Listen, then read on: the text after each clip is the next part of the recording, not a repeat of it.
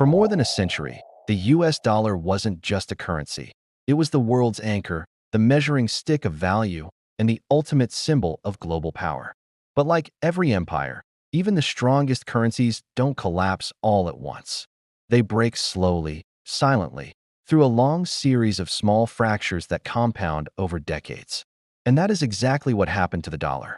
The cracks began in 1913 with the creation of the Federal Reserve, which introduced a system where money could be created without physical backing.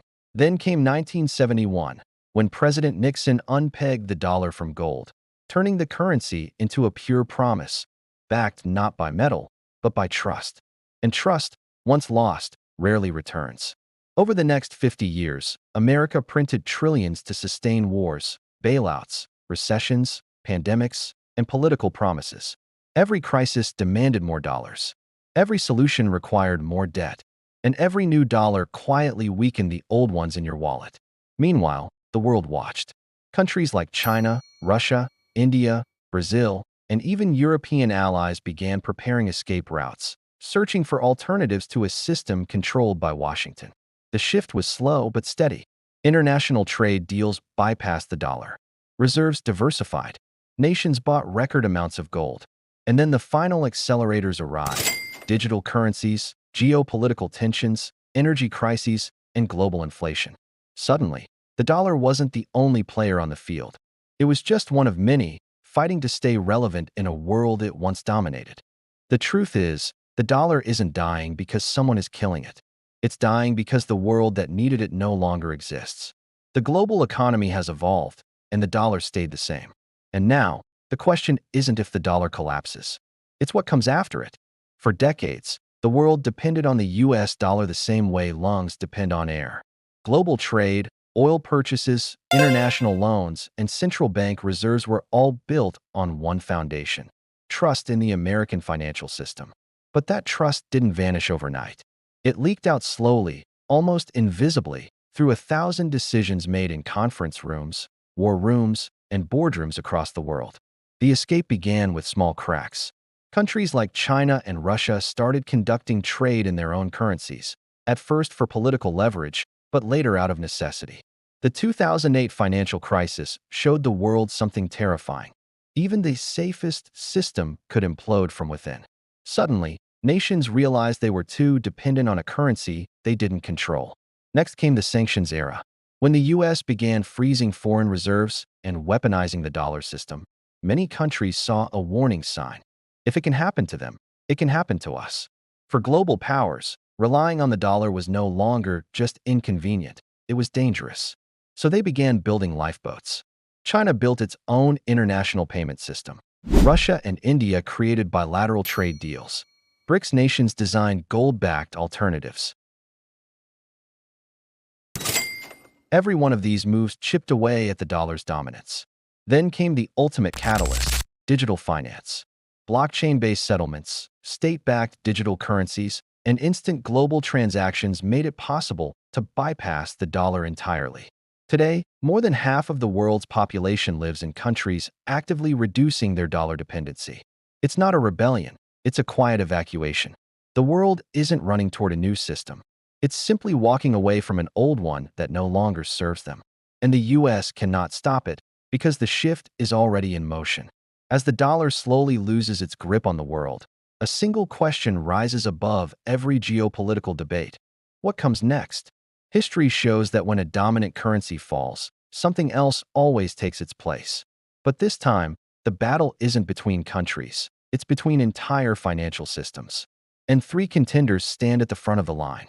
Contender 1, China's digital yuan, the state-controlled future. China's digital yuan isn't just a currency, it's a blueprint for total financial visibility. Every transaction, every transfer, every purchase becomes instantly traceable. For governments seeking control or stability, this model looks incredibly attractive. It is fast, programmable, and deeply integrated into China's trade network. The digital yuan's advantage is scale. No nation can match China's manufacturing and export power. If the world wants Chinese goods, using China's currency becomes inevitable. Contender 2, a gold-backed BRICS currency. The return to something real after decades of paper money and endless debt creation, the BRICS nations are proposing something radical, a currency backed by real, physical gold. Not promises, not politics, actual reserves. For countries burned by inflation or Western sanctions, this system offers trust rooted in something tangible. It appeals to nations tired of watching their purchasing power erode. If this currency succeeds, it could trigger the largest shift in global wealth distribution in 100 years. Contender 3. A decentralized crypto standard, money without masters. The third contender doesn't come from a government at all. It's borderless, permissionless, and impossible to control. Bitcoin and similar decentralized assets offer something unique: financial independence from every political power. For individuals, corporations, and even countries, crypto represents freedom from the traditional monetary cage. The future may not belong to just one of these contenders. The post-dollar world is likely a hybrid, a multi-currency ecosystem where power is shared, not dominated. As the dollar weakens, a silent war is unfolding, not with armies or missiles, but with interest rates, trade alliances, cyber weapons, and financial sabotage. The fall of a reserve currency isn't peaceful. It triggers a global power struggle where every nation, every bank, and every corporation fights to shape what replaces it. Battlefield 1. Nations versus nations.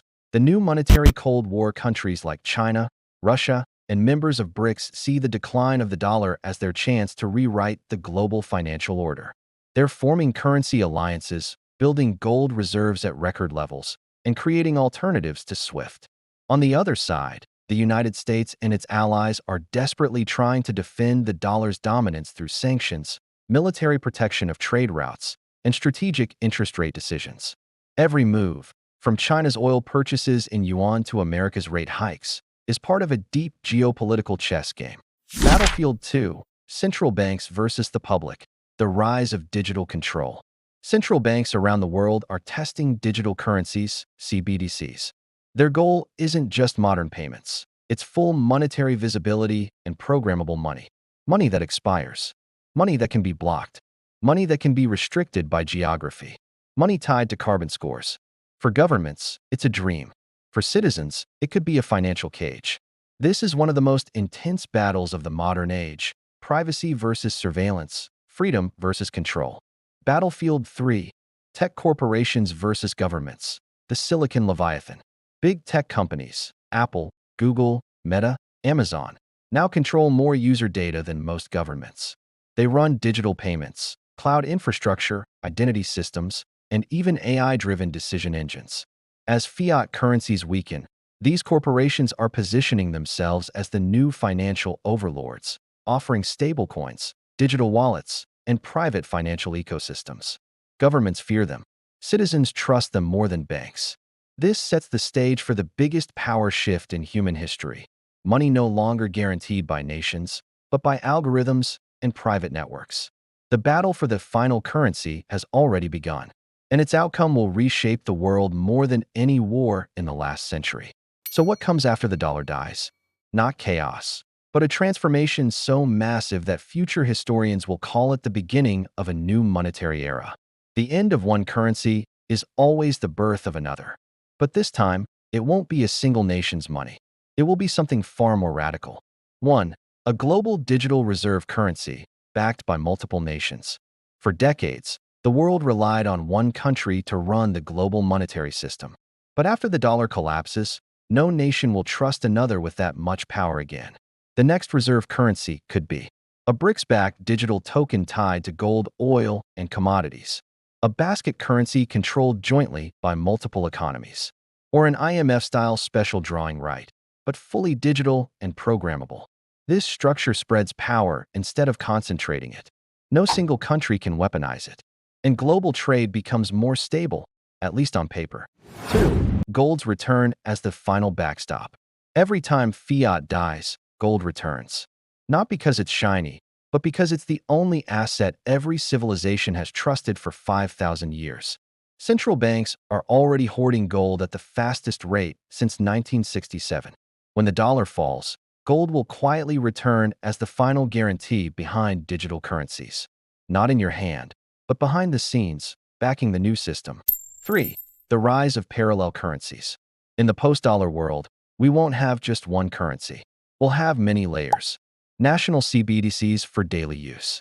Global trading tokens for cross-border business. Corporate currencies issued by tech giants. Decentralized crypto as the escape hatch. Money becomes plural, not singular. And people choose the ecosystem they trust most. 4. The end of cash and the birth of programmable money. The final currency will not be paper. It will be digital, trackable, and programmable, a tool that can shape behavior through incentives and restrictions. Governments will sell it as convenience. Banks will sell it as safety. Corporations will sell it as innovation. But its true power will be control. Just as the dollar once controlled the world, the final currency will control the world's people, softly, invisibly, algorithmically. The death of the dollar isn't the end of money. It's the end of money as we know it, and the beginning of the most controlled financial era humanity has ever seen.